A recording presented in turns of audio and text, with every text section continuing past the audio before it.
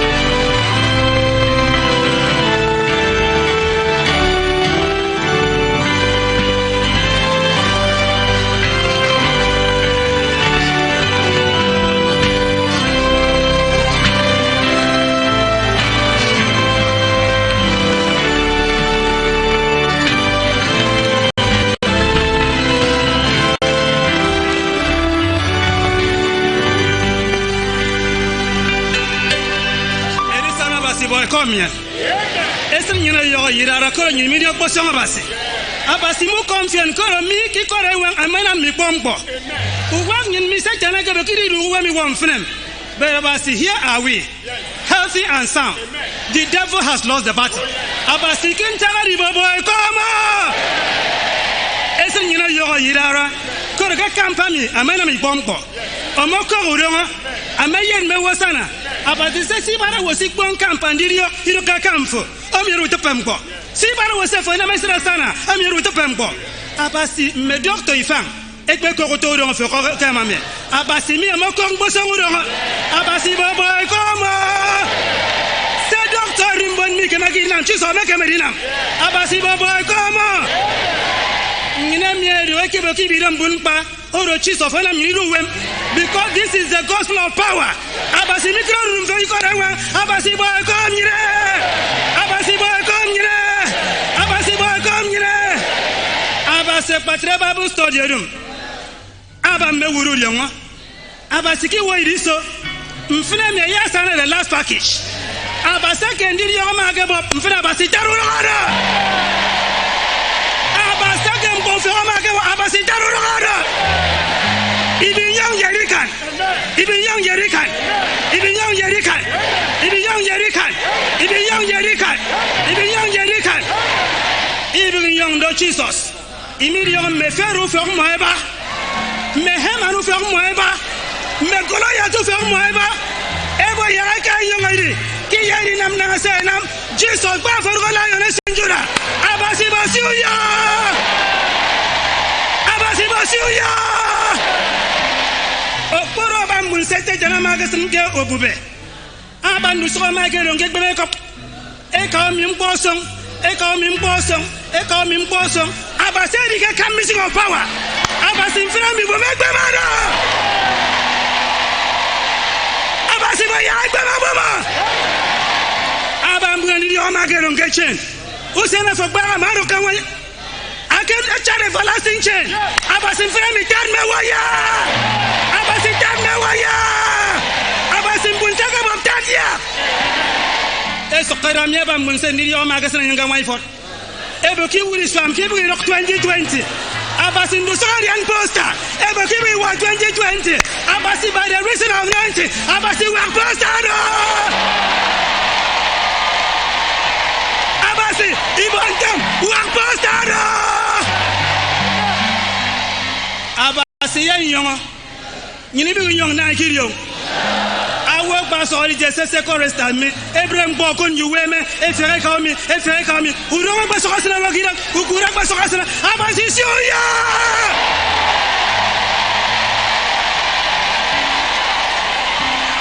Aria ke ru ke ka governor's house e ke Abraham bo fru roiba e ti pin yong governor gba no ngbo agba so ye ngbo bo package baba abasi ba se sana package abasi gbo ngbo aliam bo se million kan bomo iya ina il million ibira kra baba sajale ka mbo fe kraba irion boy kraba awi for kraba in yo ka ibira high tension awa mai to the mispa abasa we to the thunder abasi baraka we are young for them ya wasaimam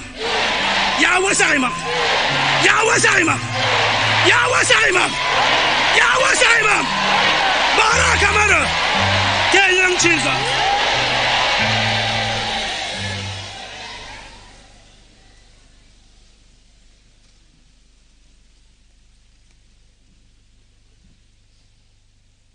Welcome all of you to the house of God on this last day of the Bible teaching. Madara kukumbufo emi edugde dike forobon ke patrusen edikpeke Bible. We also welcome our internet and also radio audiences to this Bible teaching, which marks the last one for this year's 2019 camp meeting convention in Ikorewa. Moyi widara bukun moke e pandu ton onyinke murut niko ye ke mi perefum emi bore me tewemi ke akpatre dikpep e ke mbowo region emi ke tos ni so iba yefrena. We pray that the last day's blessing Amen. of the camp meeting Bible teaching will be your portion. Amen. I come minadi ya did your patru say by the grace of God, so far since the start of this camp meeting, 669 people have professed to be saved and they have recorded their own blessing. Come follow by see. Send for me. Come meeting me. owo ikie itio ke ye tayu sokiet estrenyen kengwe nte mwake abasefende ke million pomo 201 have also said that they have been sanctified. O wikiba ye kiet estrenyen te ka base yet esmi mosana 120 also have been baptized with the Holy Ghost and fire. Amen. O wikie ye de estrenyen te mwake body odru edisana spirits 782 have also said that God has healed them of different sicknesses. Amen. O wiki tiaba ye anangiba esne de kaba se okop mensonso uromo 610 have been re-anointed. Amen. O wiki tioke yeduo etonta yen moran 269 blessings have been unspecified, which God has given to many people. O wiki ba ye tayu soket ebo mekeserion eke wo mi isiake moruwe di yon ka basorion demmo. The total blessings so far is 2,651. O frere yon ka basorion de nyine di tosini ba ye ta ye ba ye do boket. Are we happy for that? Ntimi da said ke meri yon mi. Can we tell heaven that we are very happy? Ntimi ka anything in heaven te ke nyimi da said. Can we use the language of the Bible and the language of heaven, which has 4 letters in English? Can we do that? Amen. Ntimi ka nida usem heaven. Emi enyere de udmiko ina ki kombaka ni songa sabasana anamde nonyen. Amen. By the grace of God, the counseling services will continue this afternoon, Thursday, as well as Friday, between the hours of 1:30 and 4 p.m., as well as 7:30 and 9 p.m. Kam fona basi edi no ntode me di no item ayeka isonida itie ke bo nyine so kariso ke nkanika kiet nkanika be kiet ye nkanika simde nkanika ina mbobreyo ye nkanika be itiaba mbobreyo simde nkanika soket mbobreyo ke Thursday ye ke Friday. Also, registration for those who are intending to be submerged in water for the water baptism will continue at the information center.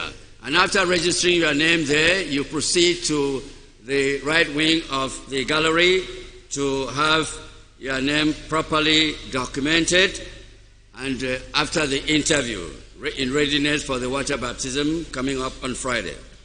Ndutsum edi ina odwo mong kaka kaiso kentre mowe kenyen ifet ndi ka ke mebieru swaneto nge senenyan ngen ke kredo yedi ka ke nyon forami marato re ka ke enyere ifet ndi sambe ke mendutmeken manedu ke mbengidem ndi na odwo mong ke Friday. And that will continue this afternoon from 1:30 to 4:30 p.m. as well as in the night 7 p.m. till 9 p.m. Eme ye kaiso mframe nkanika beke esim nkanika ina yin wo kaiso nkanika itiaba esim nkanika socket mbobreyo. Our library services will still continue on the left wing of the church up here as in the hours of 7 to 9 a.m. this morning already gone, and then also 12 to 4:30 p.m. as well as 7 p.m. till 9:30 p.m. Nutum edibo nyeni fet ndi nyene nwam ke library nyene ye kaiso mframe oro yeda itie ke nkanika do eba uwemeyo esim nkanika ebi na uwemeyo oyin wada itie ke mbreyo nkanika itiaba esim de nkanika ebe usoket mbreyo. We still have some items in the compound here for sale, like the camp jota as well as the DVDs of our services and Bible teachings. Kiyenyere mempondi yamke awanyi minte musan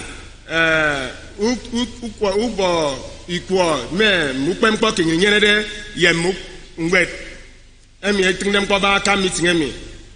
The streaming of the proceedings of these meetings for this camp meeting is continuing using the website address www.apostolicfaithikorewan.org.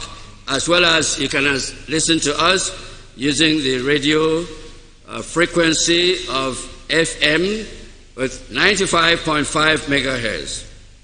Ndixio orunam nyimi kaka isoki pegefum ndefodidade uru usion lisero emedide www.apostolicfaith.ikorenwan.org.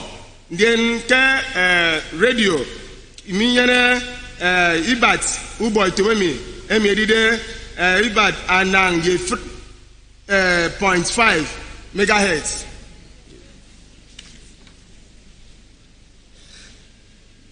Also, our work schedule for tomorrow, Friday, the following zones will help us to clean up the compound. The zones that we are going to call.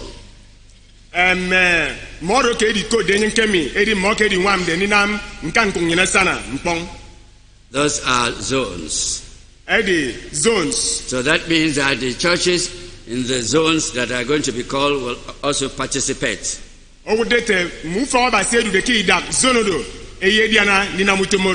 Abak, Ikom, Ikoradautor, Oron, Ikorabasi, Ikang, Ndonebom, and Ikot Ibok.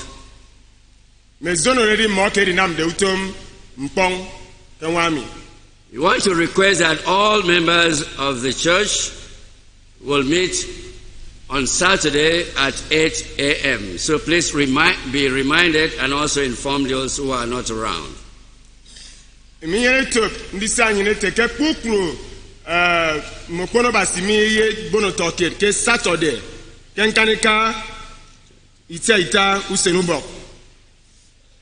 want also to remind ourselves that this evening, 5:30 p.m., we shall have our evening revival and evangelistic service.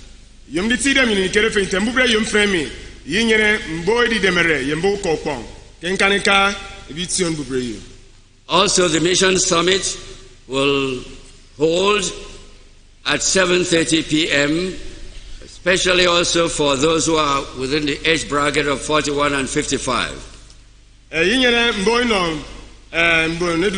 Mission Summit ke nkanika iti abambubreyo mfremi ndiana di nyere moke iswa uwe modide abaye tiet esem de abaye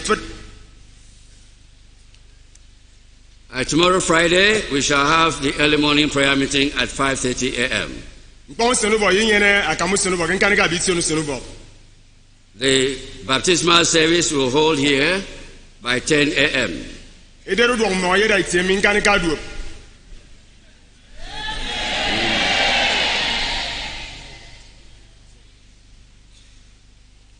want to beg your pardon, the baptismal service will hold here 9:30 a.m.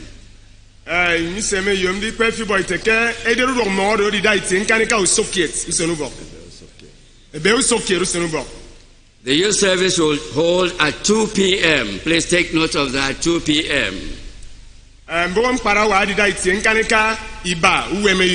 also the revival and evangelistic service will hold at 4:30 p.m.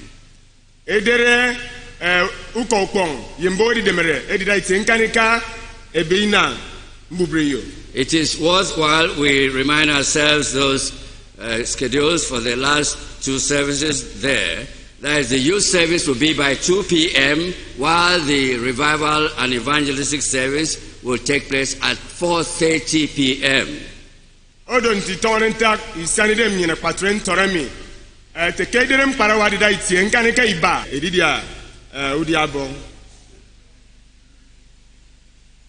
We want to let the following zones to know that they are going to give their brief testimonies this morning. We want to also remind ourselves that our testimony should not be prolonged. We are given the privilege of testifying for just 2 minutes.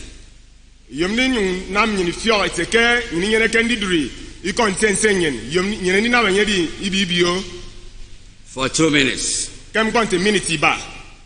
Ikorabasi zone, ikon zone, and also the senior citizens who are above the age of 70 will also be privileged to testify.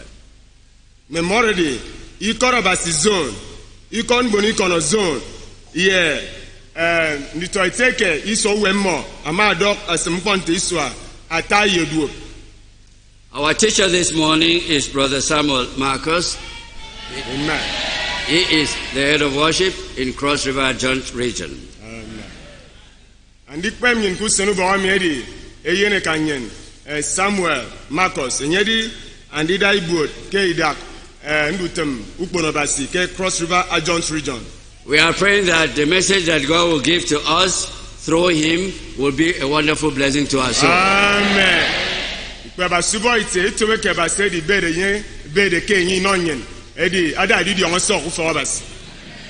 choir will give us a piece, and after that, the testimony service will commence.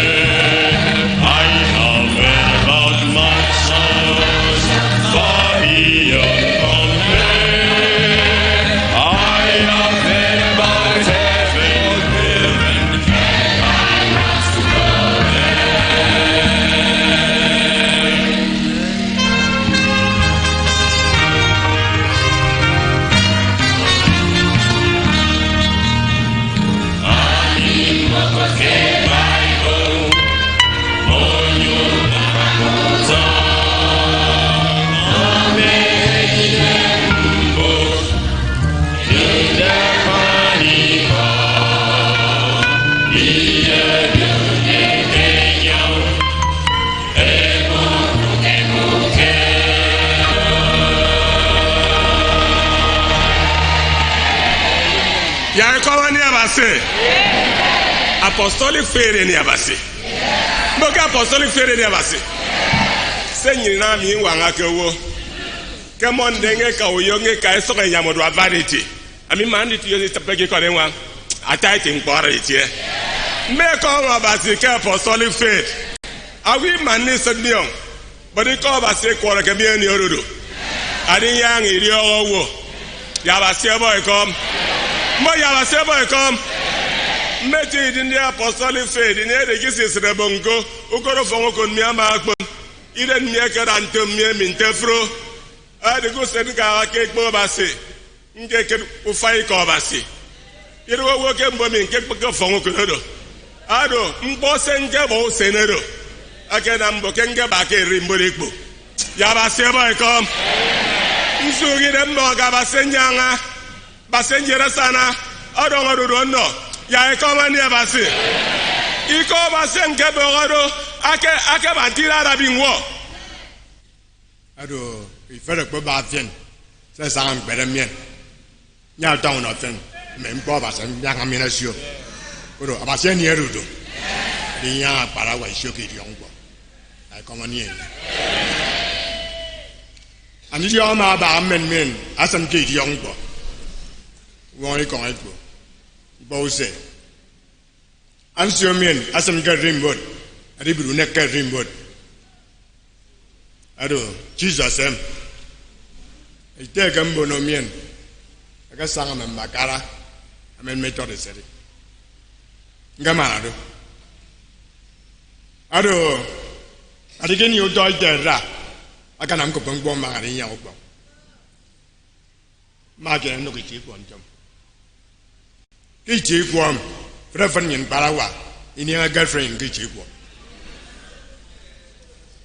Care for us in your stewards and ye baniba. Say your door as in go for armor. But I know another woman, Christ for us. Our doors need up. Do come in, Katan in a commercial. Make a young against him by Govas. Ado spur rabas ang god men ko min kam bena item kan ni rok ai chem ba me tol ma wa ki so nen yin by now kan ni rok ba item mi den zero ya ba se baba u do ko no ba sem abi da we ka okay nan ga sna ki ji ko na mo se next one me ado ibani ba Agbono basi. Don't you want my man friend? I want Abon need to socket get a mar. So can it recover? So me who? It don't make any use. You got to go no shadow. About some Abengam Yadimo Basi. As I'm guessing me. Me young one, go yum Bonobas infant. Got no that church. Go to the organ. Manka, no, I can't believe it. Nga check it you the man. Man bring him. The next day the demon was going to go. My brother, I was saying on the tube. I come to near you. God's rule of another room. So Minga can walk a rimboat. Am I breban who for me? Tell you to be on me. And yet I had down. A car go. My prophet at a kada. A bummy weed, bumming, come, so now walk is on point. Amen, Brainham. My more would don't I fat. You need home. Oh, me, maggot. Jesus Christ. I don't know, come on here, Bassi. I was just one million or in ya. I can am a friend was an arrow, no matter panico. Who sent kids? The woman, don't they? The ban and yet in my mini book to my young. I'm a man socks as young. I'm on my phone going to me effort. I'm your man go good. I can Uncle Pamin go good. I'm in boy and dumb. Is you for us. Effort against your men go good. Oh, my sister. You go as a panic. I will follow no work of the beyond. Then Sally going in the needle. Nikai Kashra Man for JT. It is our spirit gang ram. Was again out of infant bination. It's a yacht. Moon one young. Spirit get the miss with them. The miss with them tear to a swan. Maybe men go walk out for us. No straight to young. It's a move for 8 or mass. I did. I test your victim. Good. I'm a from JT. Young get here, go from me. Then God. Metier, gone the son later, a young little waiting. Come go say go to go can go. Victor, about that moon yavian. Avoid my to move for us. Come go say go to Yaro. Ado, can't come along for us. And in Yan shook it young boy. More about me. I come on near us. If I come out here, son, the chocolate, go for us. See, I read them and many Bepton go again. I did go for us. Some men. Oh, son, the chocolate, Jeremy, men go for us. I left them in dumb so. Who sent it? About saying young men. You see them, ma. Men from Minster, the Ambo, men Bible and Gamma.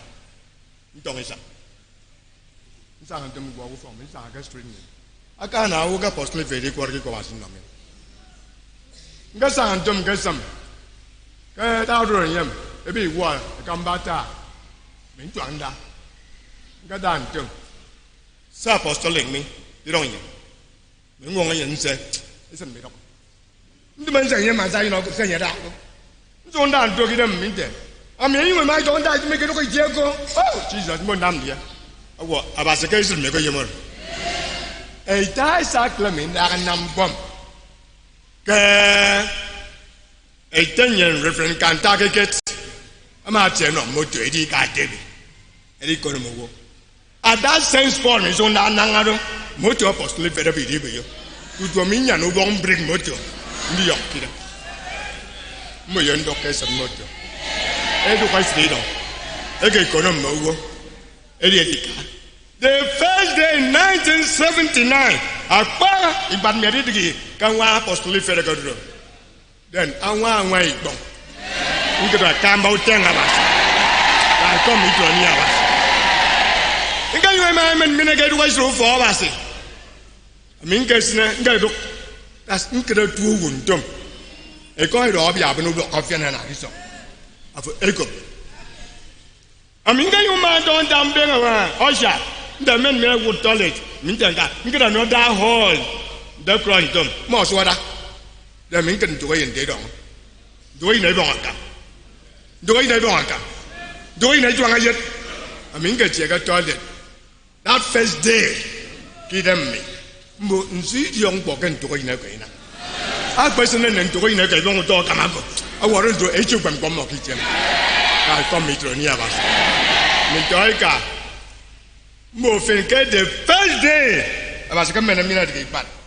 Apostle for them. Who's that you going to I come near us. Nikayan. I'm a young. Many young bangada. Most of better men. I'm a young son. I'm a one better than one. You better run a miracle for them. Out of many years I go to come over. Say, you want this way, Babu Yero. If I make to go make a current one. Marpa. Throughout 2017, you got me some memory. 2018, you got me some memory. I'm in the work at for your district. But you don't have back zone. But you don't make calling one. I'm in the work at the come to Banga. I'm at a pa. Jesus said, this said, come pa. No when I'll come on here. Many years come over, see. Manti Maroson. About saying, no, you got God's long. Imam Moy near Aban a suit of Yankuyo district. I was a young one. I was a young farmer. He don't like them him. I got a bam and Kuyo. Boy, I was a young one. A young farmer. A free conference go your district. ana item ya da kada ano fro yo dis to ko kam abo ebanga kam ebanga victor isanga dige because item ya ma men eche aba se do ba sa bo ka afro yo dis to ebanga ka afro fin kon to wa se ebanga ka aba se bo ka ma no wonder David said, "Oh, me come Jehovah. Go free, go from India, no I say. I'm here offended me young buff. I'm here covered them who don't have for. And you have found one for sure good.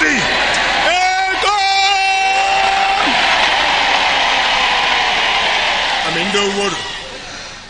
Come for no well.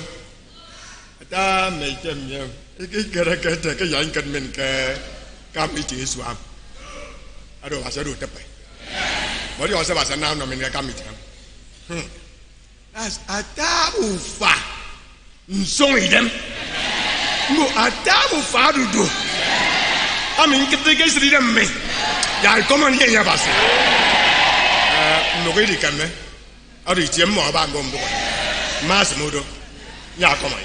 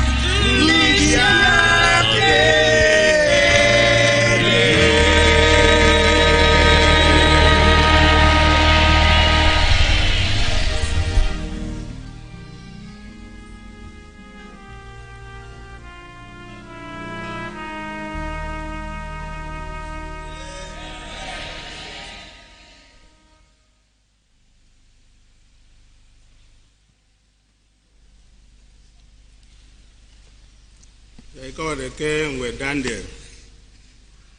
A Bible. We're done there, a Bible.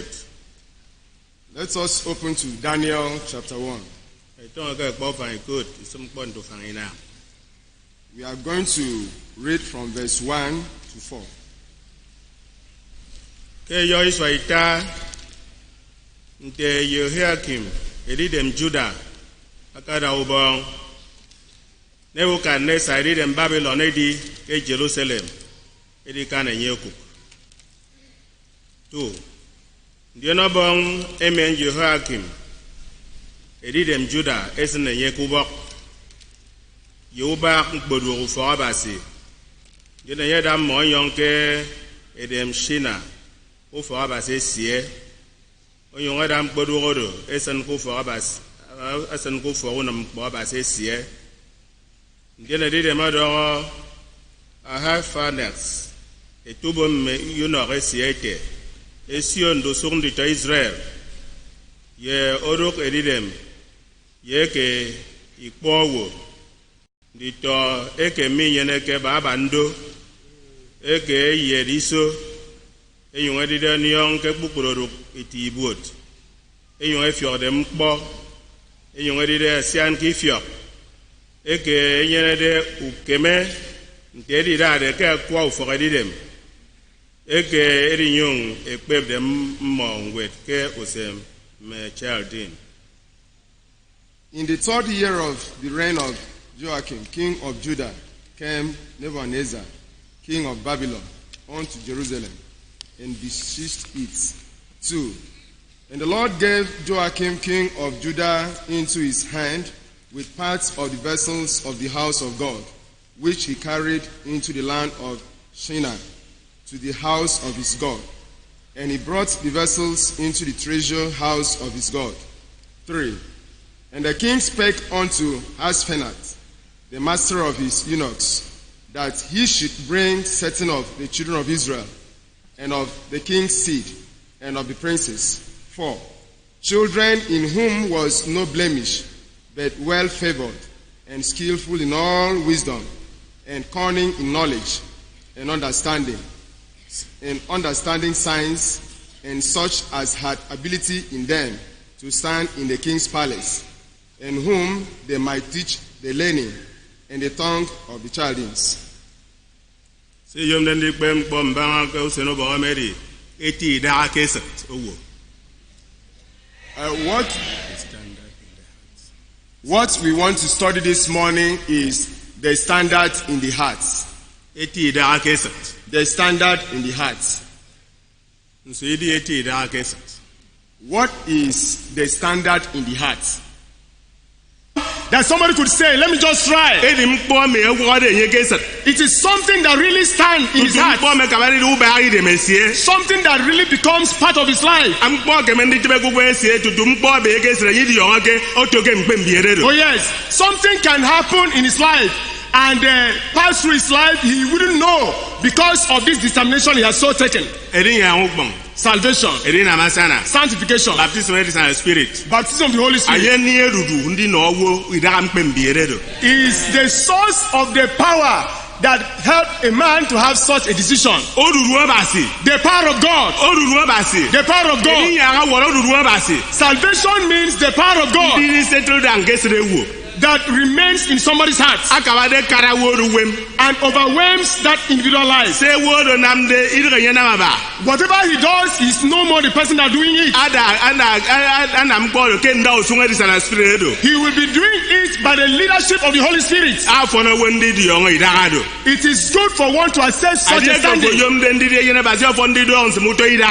you want to be a child of God, it's good for you to ascend to such standing. The power of God. The power that is not of this world.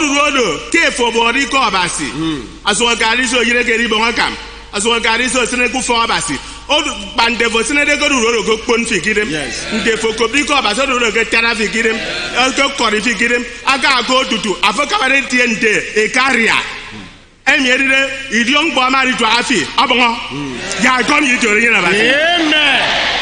It is received from salvation. And as you remain in the church, this power will continue to grow. It will continue to grow. At a stage, it will so grow that if sin just encounter with you, it will break into pieces and you will get to a very high standing. May glory be to God. It is what God can do. Amen. It's what God has purposed to do for you in this camp meeting. Amen. If you will surrender your hearts unto God today, the Lord will certainly do something in your hearts. You will experience the power within you. Yes. When God saves your soul, you will know it. You know it. Oh yes. Because something that has never happened in your life will so happen at that moment. The joy of salvation will enter your heart.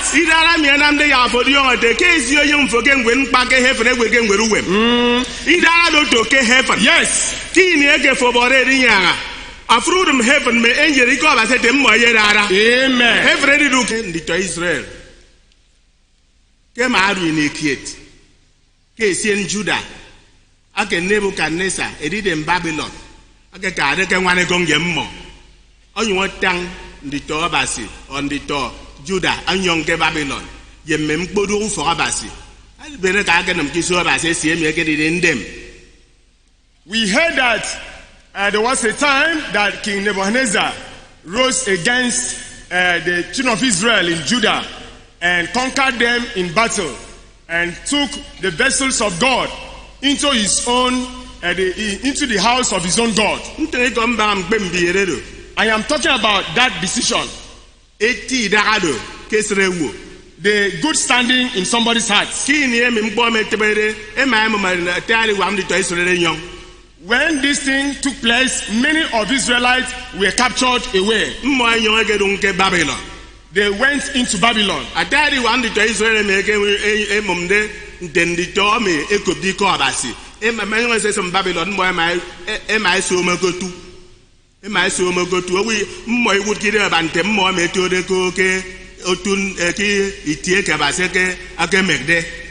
So many of the Israelites that were captured into Babylon. The moment they get to Babylon, they disappeared into the mixed crowd.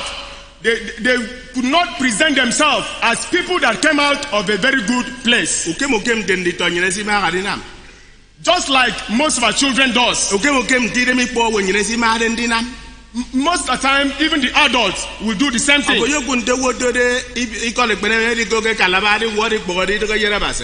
You can see how someone will come from this Ikorekpene down to Calabar, and on reaching Calabar, he will turn to something else. He will now mingle himself in the midst of sin.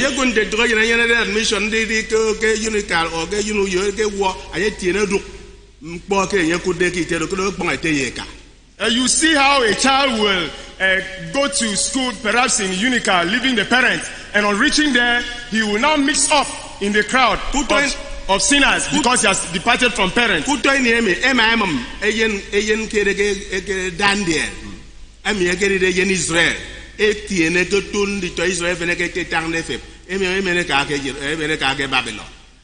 Among these people captured was Daniel, was captured to Babylon.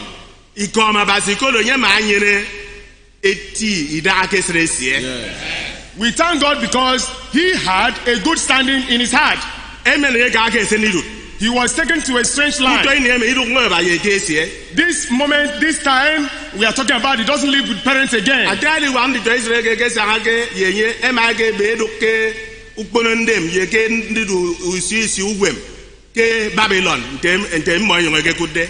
Most of the children that were captured alongside with him, getting to Babylon, parted away from their God, and now get into the worship of idol in the land of Babylon.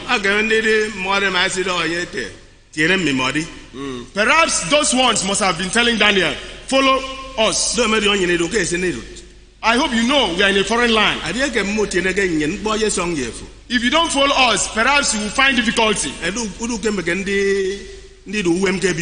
you will not be able to live in this place. edi ke idara eti idara ke mo te me mo edi dre But because of the good standing he had, they must have said they will not follow. ibiri gebiri It wasn't long. abase sia usum God make a way. aga na nde emem ndi to wo mpara wa ya ri ka ufon wet ke Babylon People were to be selected, young people, to go and have training, educational training in Babylon. abase ma anwa mmo God helped them. eri de ma no yo The king gave a aga proclamation ya men esio mem fon para wa that fine and well-favored young people should be mo na selected. me yene kunan girem People that does not have any mo na blemish. me yene de tibu People of sound mind. mo me ke mere ndi aki so ri dem People that can stand before the king. mo me ke mere ndi pe mkpoku sem childin People that can teach in the language of the Chaldeans. abase nam dan de ma anyere gbokoro quality sedo God so made that Daniel had all the qualities. enyo wati na me ganye And he was also favored. anye ma anyere mu fana si ta He had some 3 good friends ege enyo so ngade da ke mbodi de me ke mo ke da de Oh, yes. to bi mo edi that also stood in the good standing they took from their home. anye da introduce mo He introduced them. abase ye introduce fi Amen. Amen. The Lord will introduce you. abase ye introduce fi fu nyene ke wo aka ke mere ndi introduce fi ke na mutum men ndi nyena mission mkpo so ngeti abase heaven abase apostolic faith abase tetenyen Abraham Isaac Jacob emi eri de ruwe abase aye introduce you Amen. The Lord will introduce you. You that does not have anyone to introduce you, to have an employment, to have to gain admission, or to do one thing or the other, the Lord will introduce you. kuto eni emi eri de me no condition ke na re ntem mo observe ke ira eri megedo The king gave a condition that must follow these people that has been given this appointment. akpa condition ke de ke na ntem mo ku ri aba ba ri ando ke na adi a udu ri ake mo ri de me si ri ade The very first condition was that they don't have to eat any other type of meal rather than what he, the king, eats. enyo won uto wine ke mo si won de They should also drink the type of wine that he drinks. ndien mo yen ndi da kuto ida lo ke mpo ndi so ita They have to remain in that manner for about 3 years. kini eke dan de ru ke Babylon anye ma adi yongo da ti so ngode di so ke ekpono de ndem When Daniel was in Babylon, he had the knowledge that the land of Babylon were idol worshippers. ndien ke bukuru mem po me di de me di ade ku fo ase ke di nke wa non dem enyo e duo mene non dem before me ni bio de di no di de me dia And that all the meals presented before the king must have passed through the rituals before it's presented on the table of the king. ha etiedo mpo do di ke sa At that moment, something must have come in. itri ko iba am pem biere We are talking about high standing in the heart. ye ti da ke srewu The high standing in the heart. eti da ke srewu itebe ke ni ke mpo tebe no fi ai ki da do eti da ke sre tebe eti da ke sre ai di mpo me ke ruru de fi ke sre be mi so tom ko de da itie siginam ya dan de ate ada ke di da mi ake di kodo anya ma abo iko obasi onyu e pe bi ere ti ye na mi iko obasi onyu ama aka ka me di nya esie ke Israel to di ndi anyo di wo yi yom ke di nya do gbon ye oh kuto ni emi aye to ada ati mo iri nam ke mbom I mo iri di akuri adi dem I mo iri won ke wine esie oh ya gom yi to de nya ba Amen. This high standing in the heart is not something that comes to somebody at the moment that temptation appears his way. No, it wasn't so with Daniel. Daniel had this good standing because he was saved. He had this good standing right from home. And on reaching the foreign land, he didn't want to exchange with what he saw among the people living there. But he held to the decision he had in his heart. May God help us to have such a standing in our heart in Jesus' name.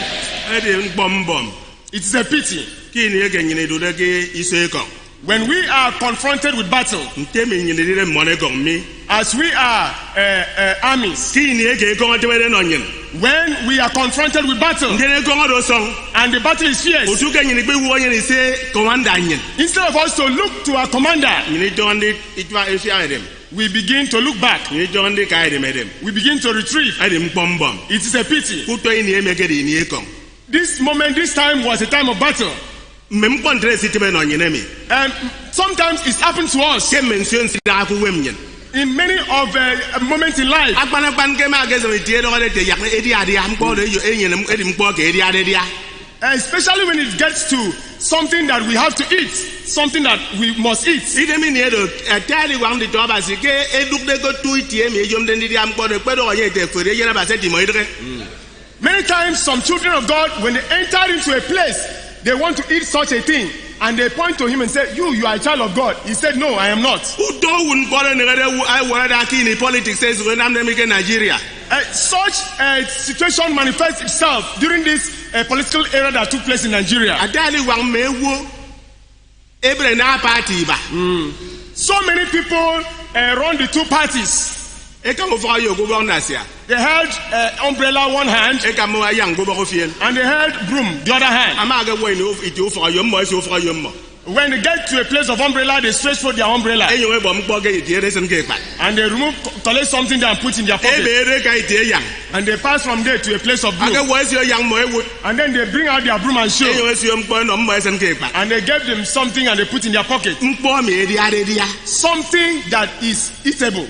afo ye na ba se atali wang to ba se involve kem bodo Many children of God involve themselves in this matter. e zo do yang kam ke bo this They said, let me just go and get the rice, yang so nga nge bo ino let me just get the salt, yang so nga nge bo ku let me get the money. oh abase ya anyi no si Amen. May God deliver us. itie do ke awo me do ga de idie ye na ba si uto itie do ke akeme ndi so ngi da kamfo itie do ke keme ndi da ndi yongo ke fere ye na ba si It is at such time that a real child of God could be known. It is there and there that you can strengthen your standing with God. ya ba se bo ko Amen. ya ba si nyere bo ko Amen. iko ma ba si ba nga dan de Amen. May God receive our thanks, ko lo ku to ini emi because at this time with Daniel, oh me mon fen men di to fe ne ke me dem para wa fe de yes me mo yes we won uto wa na ke di me won de other young people said, yes, we will drink the wine that the king himself drink. me mo yes we dia uto di ado me mo mi nyem ndi bi dia uto di ado We would like to eat that meal, that very type of meal. imi nyem ndi itie ne bukuru membere do nyundu wemte di de yom de me mo idu We have accepted to follow this condition that the king has given to us and live accordingly. okay men di de ma approve allowance me na and they say mo si bo ke fion Perhaps the king must have signed some allowances to be paid to them every month. edi dan de do ti mo di dia But Daniel said he will not eat, e mo di wonke he will not drink. ya edodo etewo mo ya yen ya ano mi mo mbiet ya ita ada ikong obo fere idere ndi di adi de me maybe e ke se do efa frank de stew etemenye do ngi pounam ate ki mi mo ikapi yo mem gboro ki mo yo ndi di ikong onye ro fone de ke de me wo awondo ge go de ndi di ikong ko di ikong adi mbu di aka enem de wo kidem onyo fonde wo kidem abase ge yaram gboro no dadi ya abase no nyine fio Amen. Daniel said no.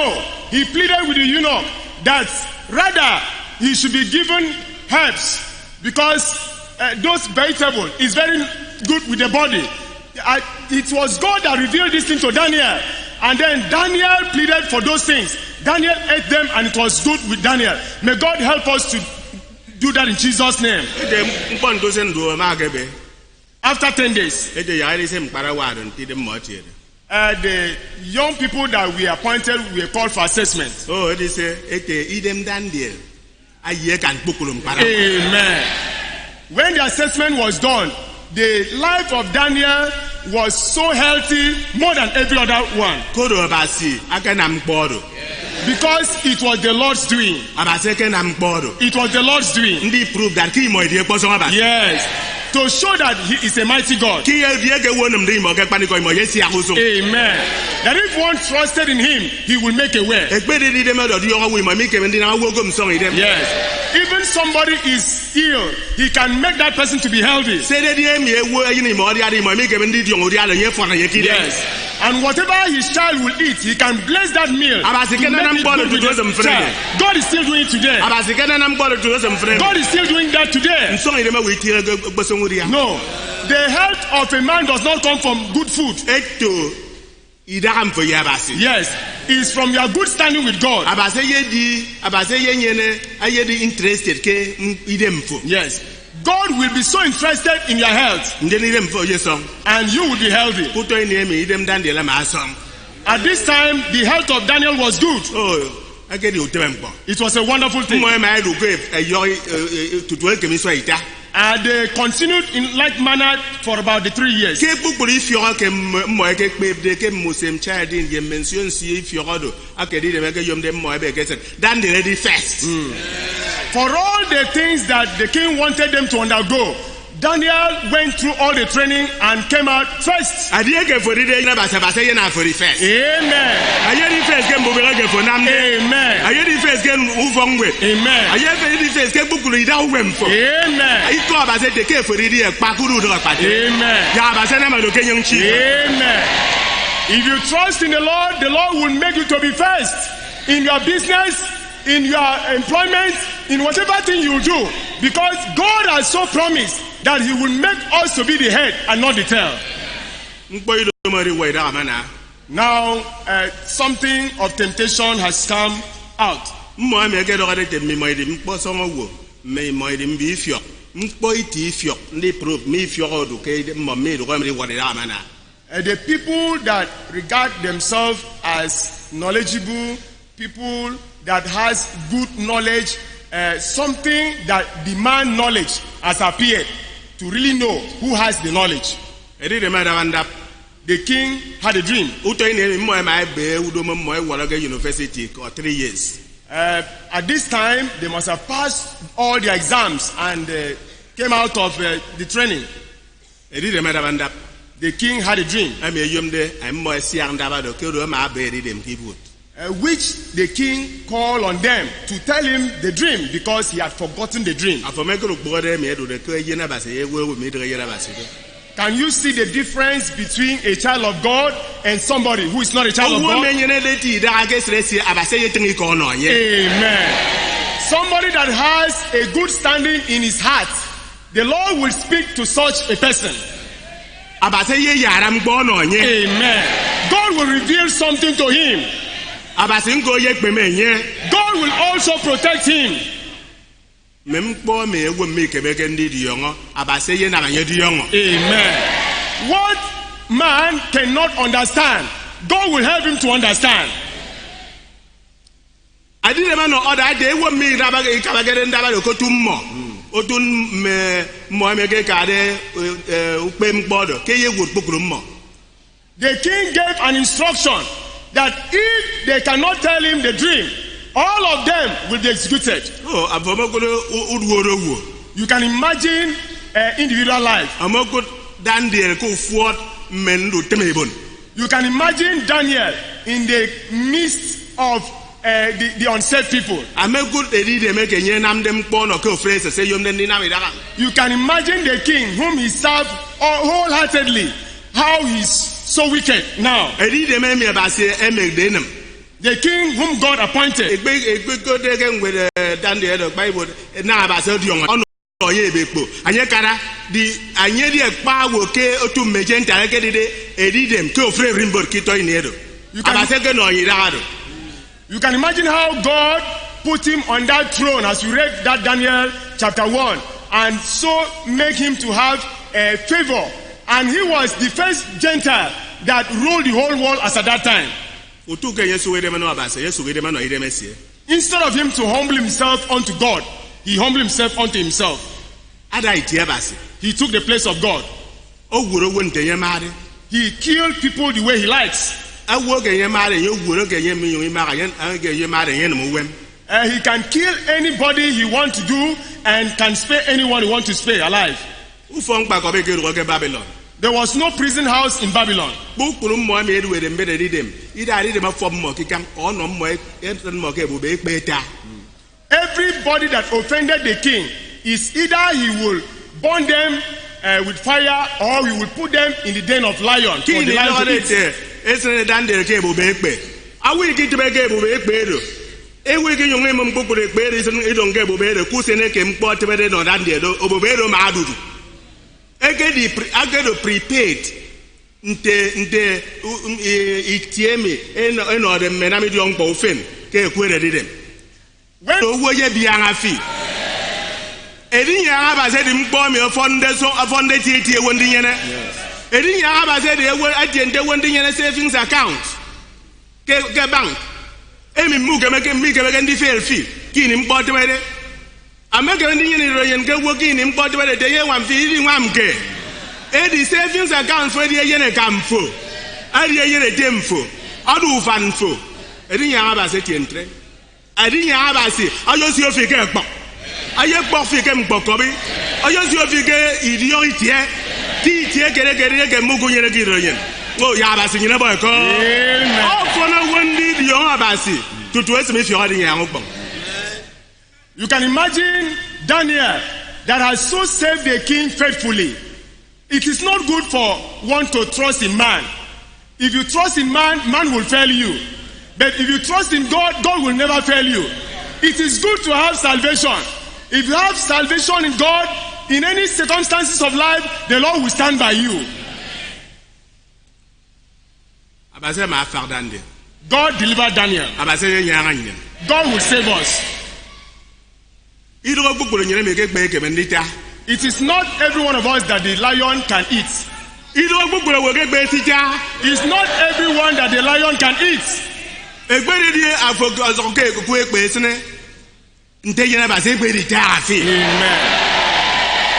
Even if you are in the den of lion, the lion will not be able to eat you. If you are a child of God, you have an identity.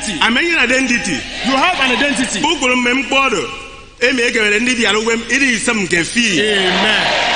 All those things that can harm your life will not be able to penetrate your life. When Daniel went into the midst of the lion, the lion calmed down. The lion humbled himself. Amen. All your enemies will humble themselves before you. Everyone that said there are lions in your family, in your working environment, people that said, don't you know me? I am a lion. Even inside the church, people say, I am a lion. I will eat you. If you voice, I will eat you. If you say something, I will kill you. Amen. Amen. God will deliver you from their hands. The lion of the tribe of Judah. Amen. God is the lion of the tribe of Judah.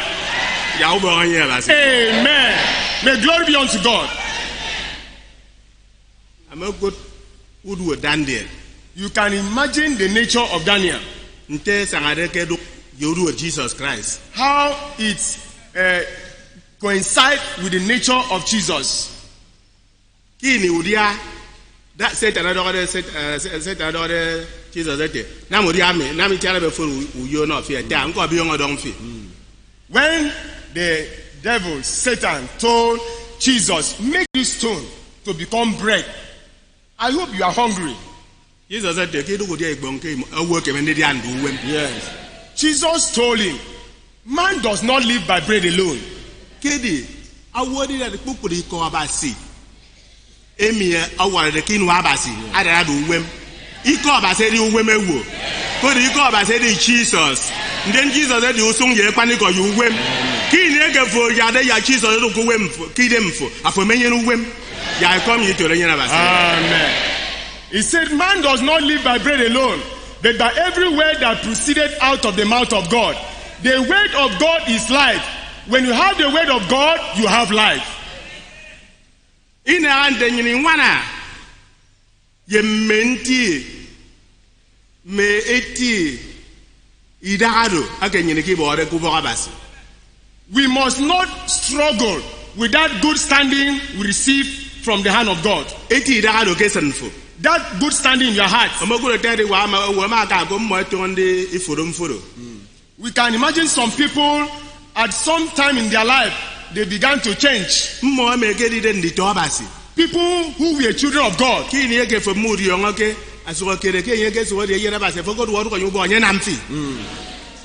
When you don't imagine or you cannot really understand that he had changed to something else, ignorantly, you will fall into their hands.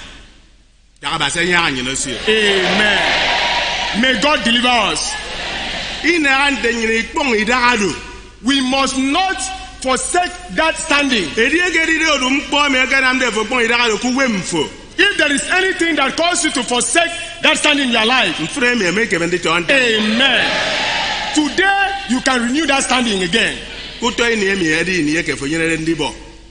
A time like this is a time you must receive again. Oh yes, and you can go back with that good standing. Because God is looking for you.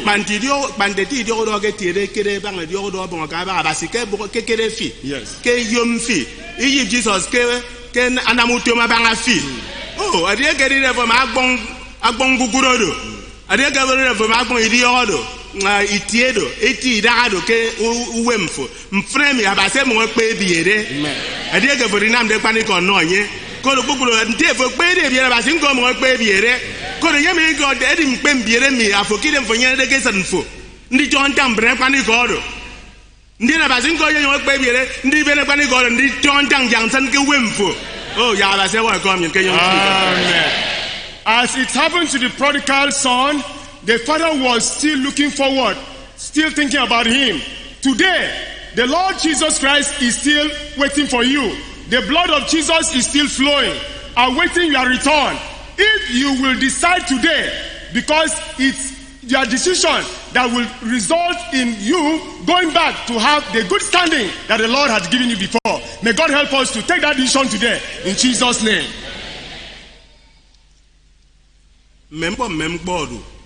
There are many things that when you are in that good standing, you will be diligent.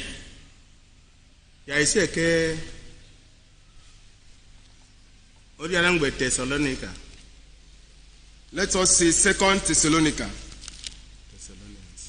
2 Thessalonians, sorry.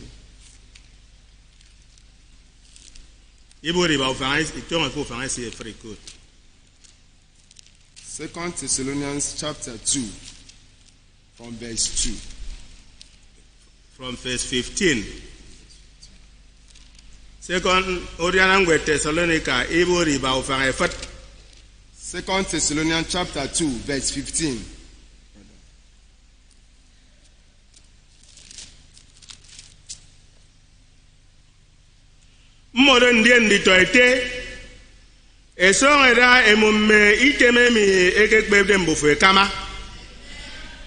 Therefore, brethren, stand fast and hold the traditions which ye have been taught. When you are a child of God, you join the family of God. Those advice given, the teachings you have received, it is what Paul is instructing us that we should hold fast. That we should hold fast. Those teachings. Those teachings. Look and then you camp meeting. See, as we are in a camp meeting for about 2 weeks now, what type of teachings have we not received? We have teachings that as we assemble like this, it is given to us. Library.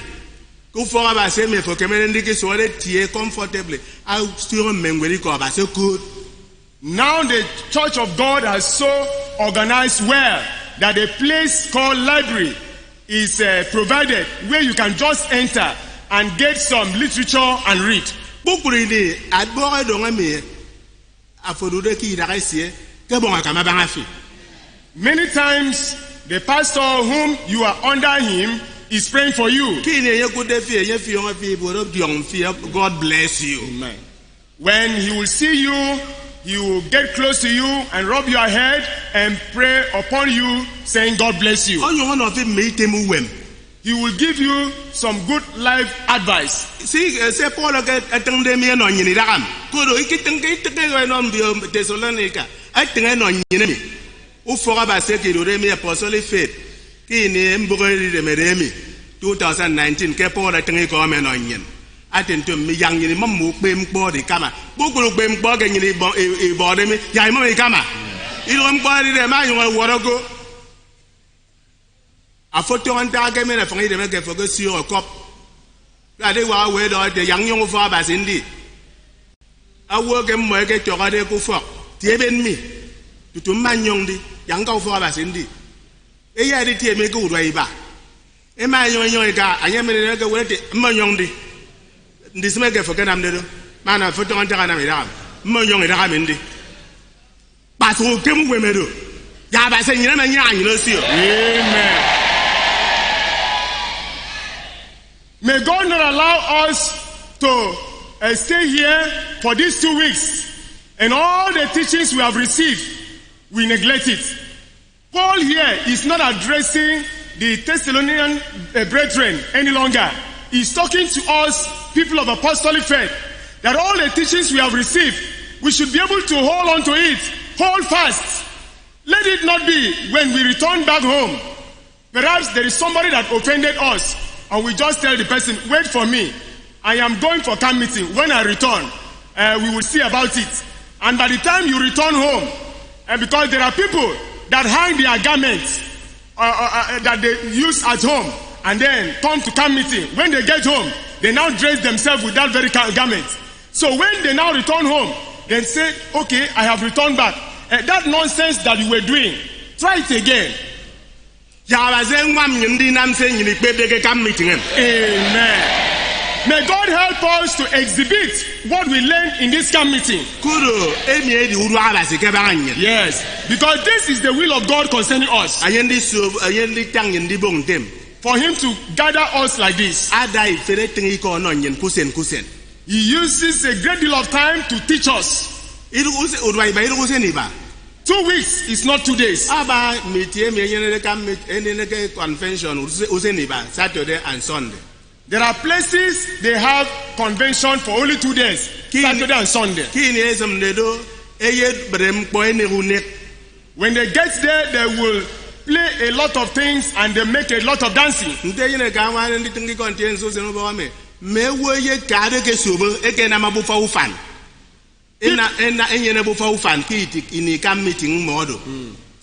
then people will get to such gathering, such camping, and then what they will do is to make new friends.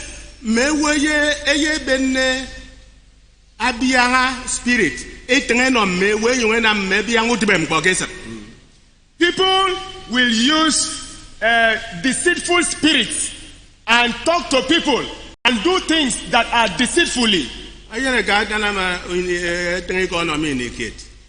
Brethren, somebody said something to me some time ago.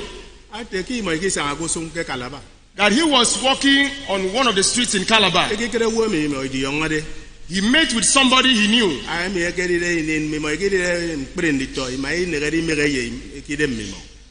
Somebody that when they were teenage, he really know the person and they mingle themselves together.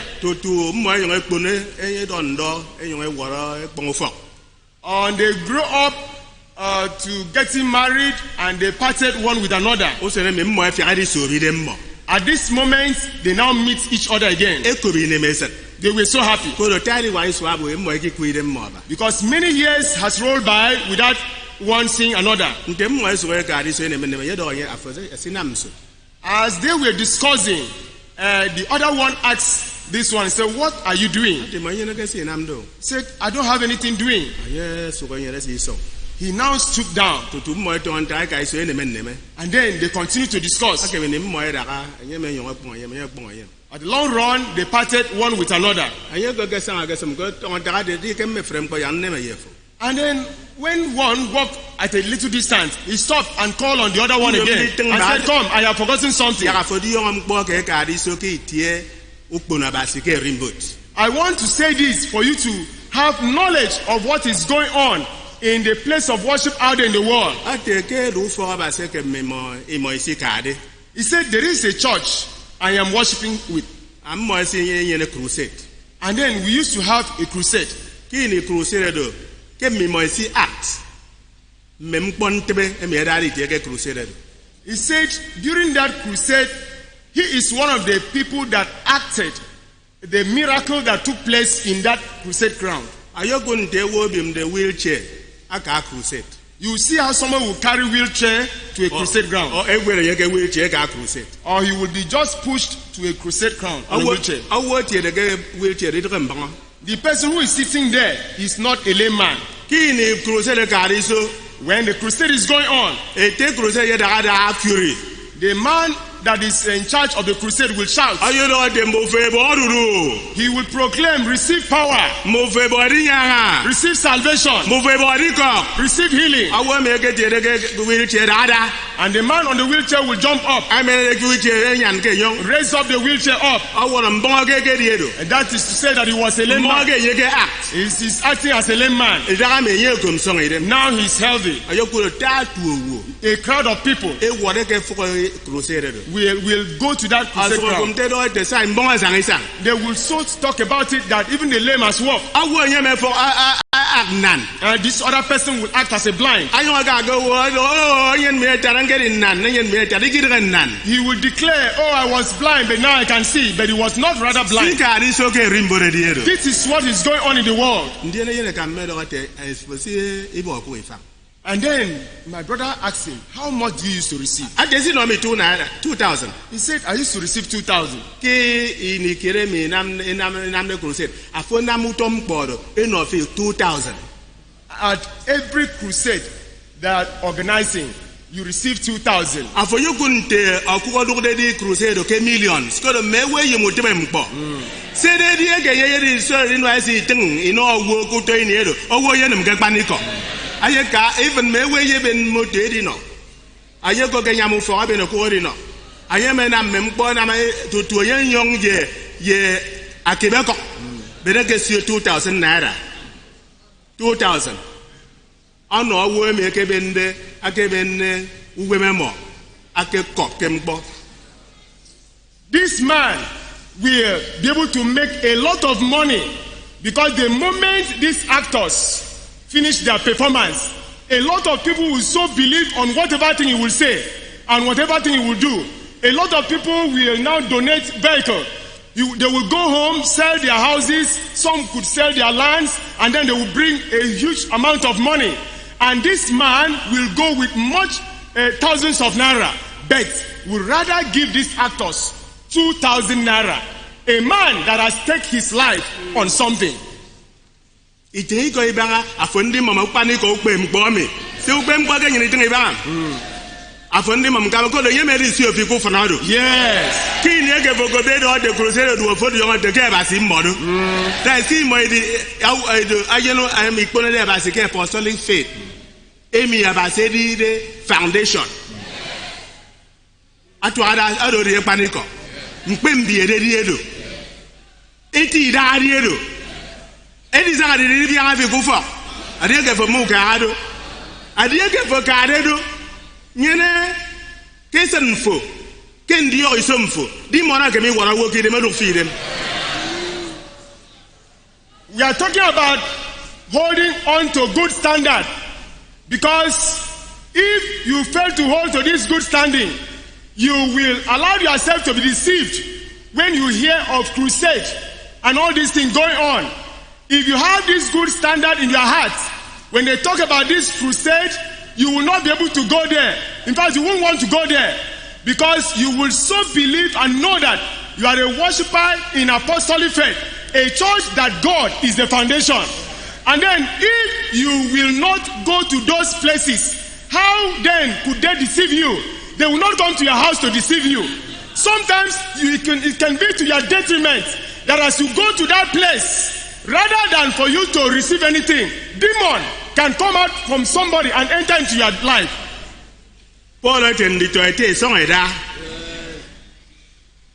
Paul told brethren to stand fast.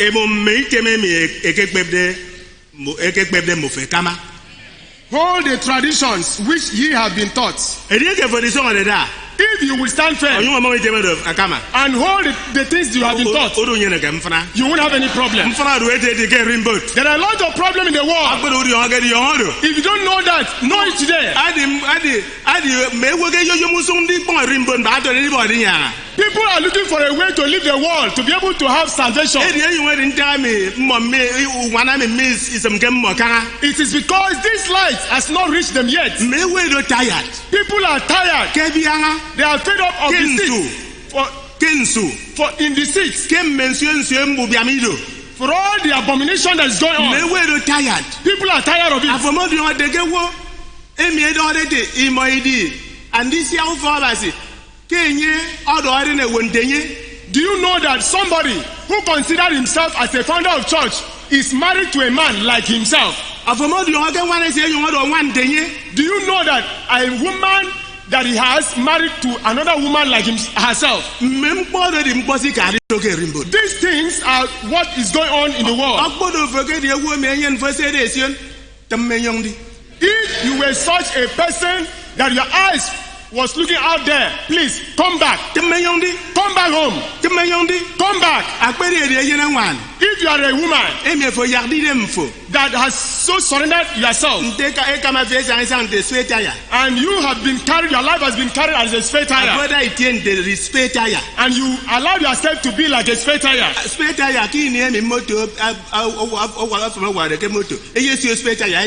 When a vehicle has a flat tire, a spare tire will be replaced.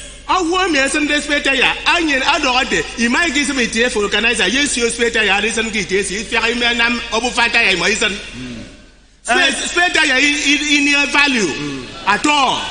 Somebody that is using the spare tire is having the impression that once it gets to where there is a vulcanizer, he will walk the good tire and remove the spare tire and put back in the vehicle. The spare tire has no value. That person that is using you like a spare tire will forsake you one day. He will abandon you and will leave you. He will leave your rights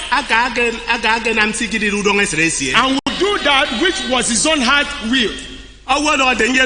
Somebody tells you I will marry you, and you went to his home and begin to live there, and you say he will leave me, marry me.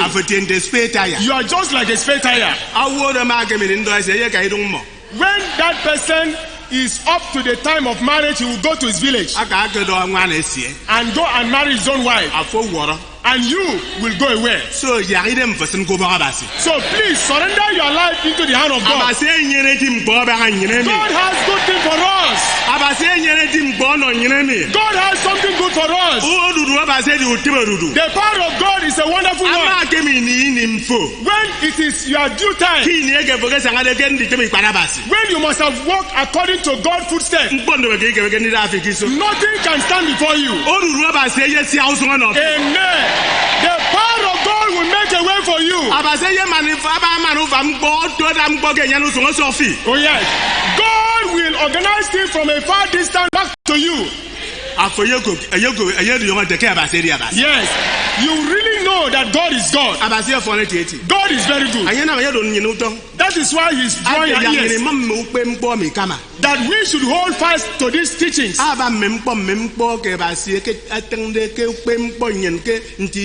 Apostolic faith. Apostolic faith. I tell you why my friend. There are many things God has teach us about our doctrine, about our standing in this church. Many people have so forgotten about those teachings. When we join the apostolic faith newly, egbe ka oforo wo when we get to somebody's home e ka ga sen television and television is being played, amadi yo men ren tie yere ka make it I could really remember one of my brother. azo ma tie do tutu etin gbogbo etin ma bo baba yere tie When we get there, all what could be discussed in that place, he will just close his eyes and sit down there. iyom gen dis television no He doesn't want to look at that television. nta Why? kodo e ma na mnyini di yongo mbo biam kpo ka uru ke television Because we were made to understand the abominable things that could be seen in television. e me yega mam de kama The teachings which he hold fast. ki ni ege ye wora de mkporo wora na yegiso When he appeared there, that thing appeared before him. anye na mgbem diere He had that decision. gbogbo we ye se television te ade every gbogbo bongo e bongo ye ke tie ka baba yere sie Everybody will look at the television and see how people are doing this and doing that and shouting. Yet he will remain there firm, closing his me eyes. ko ma ba se yene ka lo modo ku wem I thank God so much because that brother is alive today. aba se ngo di onye And God has so blessed him. nyine mai du tari wa nyine mai du to ida kado Many of us has thrown away such standing. ama ayo ngodo ni e me ke lo le te okay e ke me ndi nyene television e di awo ku nyene channel se me e ke me ndi connect me ndio mbre akpana kpan ke family e me ndi to edu de nyi daga me nyine ka me ben remote ino ndi to mmo e di yo channel e me mkpo do ngore nyine mai wa ko bere yo de ti se ndi to e daddy ayere ifon ke yang pon no fi We had a teaching that we can have this television, but there were certain channels we must not open to, so that those things that were not healthy to our spiritual life will not be displayed.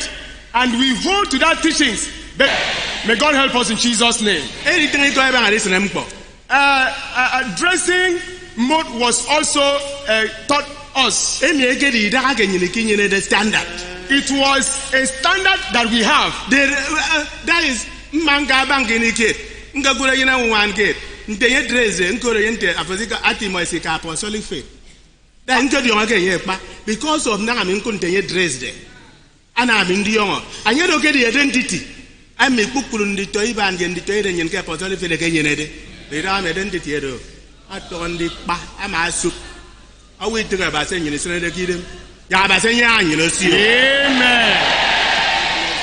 There was a time I went to bank and I met with one lady. Her dressing code immediately speaks to my mind, and I walked to her and asked her the denomination that she identified herself with, and she told me apostolic faith. This was the teaching we received because dressing code was one of the teachings we had, so that whenever we see ourselves, it could be easily identified. But today, such identity has lost. ya ikpe ba so boy ba ndi to nyen Let us plead God for our children. a bere fi o It concerns you. a bere mi o It concerns me. ndi to nyen o Our children. ya ikpe ba si boy ba mo Let us plead the Lord Ibon on agami their ba mo. behalf. Let us pray on their behalf. mo na do ke do ka te o fora me mbom no yen me mam pa yen me de be ne do bokoro mo bere me ya ko me save no yen me ma pa yen me de be ne ko me de ya njom ndi na mi yen no yen me afomesi de me yen me amebe won kama banga aket karata amo adio menye de wodo o se na fama agba anye di kana kamo forum o menye de ra ko ke fo kenam ledo akama na mpo edi de nye me di de mpo forum me afuku nyam ku kunye ne gesen de nyam nye de be na nyam di yo don fi okun fo mo do ke bank afodo ka ten nam no ayen me savings deposit nam no ayen me ba do de ra do wem but at the end of the day ayina do di bere ko do lavish aswana ko do nteme oh ya ba se tu anyen bom Amen. Many of us will say, I am struggling. I am keeping this money for my children.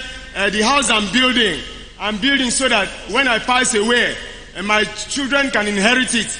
But these very children, you are so laboring. You are keeping all these savings of money and all that for them. Have you really looked into their life? Have you really considered how they are living? Whether you will be such a child that you did not, as an individual, did not have the mind of selling the house you have so built. You did not have the mind of even touching the savings you have so saved, which you struggle for. But this very child at your death can come up a child that can carry the building you so labor to build and sell. Even the savings you keep in the bank, he can so destroy it in a way that you will not feel happy. Have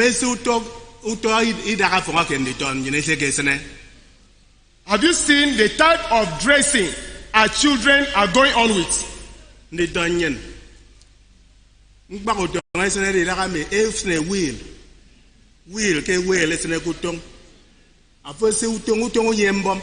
Because I can marry where I would at a wheel. I will the putong, I don't in such a manner that appear as if it is a dead man that has been so dressed. He cannot just lift up his hand. He cannot raise his leg. Even to squat down, he cannot squat. If he tries to, yes, it is for us to remember those things that appear that we have forgotten. Because we still remember about salvation, about sanctification. We talk about baptism of the Holy Spirit, the high standing in our teachings. But what about these ones? We have forgotten these ones. Don't forget, because God does not forget. Oh yes, let us go back and revive those things so that it might be well with us. Oh yes, God is ready to bless us in all ramifications. God will give you a husband. It's not until you walk naked. I'm just doing this so that I could be admired.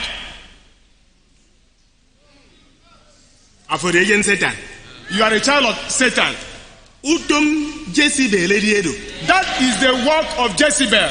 Jezebel is the origin of that very act.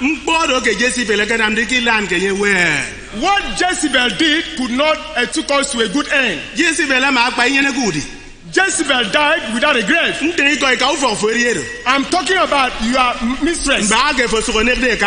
As you are dancing now, it was dog that ate Jezebel.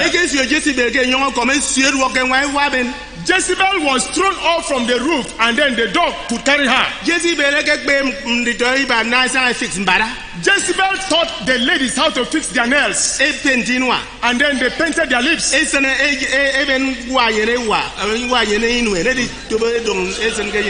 carry the bed lashes and fix in their eye. It was the work of Jezebel. Because it was not good with Jezebel. Why do you want to take the part of Jezebel? Amen. Amen. May God deliver us. May God deliver us. The pathway of God is that which is good. If you take the path of God, it will be well with you.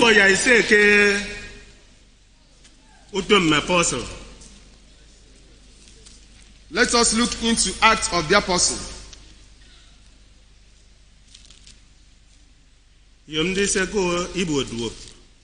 Chapter 10. Chapter 10.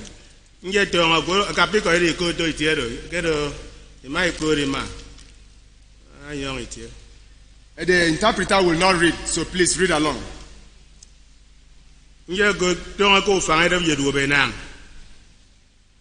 34. Acts of the Apostle, chapter 10, verse 34. Then big in Waisiete. Kekbani come good. Nte abasi itenga wenyen. Yes. Edi ke bukuru ilut. Enye dara owo keredi eke ba denye. Onyo na dem tido. Enye ko no iko isieso ndi to Israel. Ado no iko isieso ngen frem. Yes. Ke edi kworo gospel emem. Emi Jesus okora de emi edi de obon bukuru.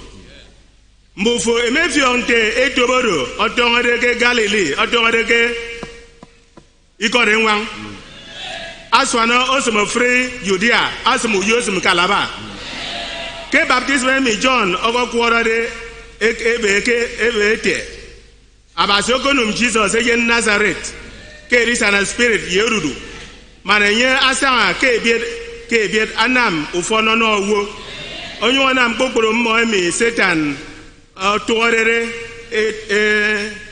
etop ekom song idem kodo basi odu yenye 89 ndeni nyong idi mentien se kpokporo mkpọ ekenye aka nam de kisong meju ye Jerusalem edi mmụọ ekong nye keto ewot 40 abase na menye se ke mkpage yo se nika onye ono onye eti iwut eti onye ono enye te wuridem idere kenyin kpokporowo edi kenyin me ntiense emi abase ekebemde iso emek oro eri nyen emi kadi ade inyo inwonde mkpo yenye kenye ma geser ke mkpa abasi ono nyen uyo ete ikwori no mbiobio inyo iri ntiense ite emi edi eyemi abasi okonomde ete edi ebierikpe ono me oruwem ye me pampa bukuru me prophet eketen iko ntiense ba anye ete owo kerere ka obodire yenye eyebo erifen me idiongpo kenyen esie 44 kadangame Peter also attended ntem. It is an spirit odwo odoro kpokporo mmụọ me ko bi ko me kirem. Amen. Say ba say you na ma do dira. Amen. Adie it is an spirit edo ki ke ikpere. Adie ke fo ayem de ri yan okpon. It is an spirit ri yan okpon ma odwo of fi. Amen. Afoma di all time di bo nka. Say for yem di bo de ri yan okpon. Yeah. It is an spirit yen wam fi. Ayo wade for you na masana abase ye nwa express ye no fi ki ide udomodo emi edi nwam de fi ndi bo ka ma so ida ado onyu wade for you baptism medicine spirit se abase yom de ni nam no fi edi edo afonyi ado anande for you ida age for yom de ayo wade you ida age for kenam de tre mba do si so de abase na no fi frame amen kodo abase yom ke for bon kam meeting amede ke mu bo ori nyanga edege mu bo ori na masana edege yumbo ori is a spirit adan de mi nko do ngwere mi ki wood Peter abase ye na me is a spirit work amen pande god wo ge yo Peter ya ru am frame amen pande god wo ge yo Peter ya ru am frame amen ya me we bo ori nya am frame amen ya me bo ori am spirit amen ya me wo bo ori am frame amen e bo ori is a spirit frame amen adege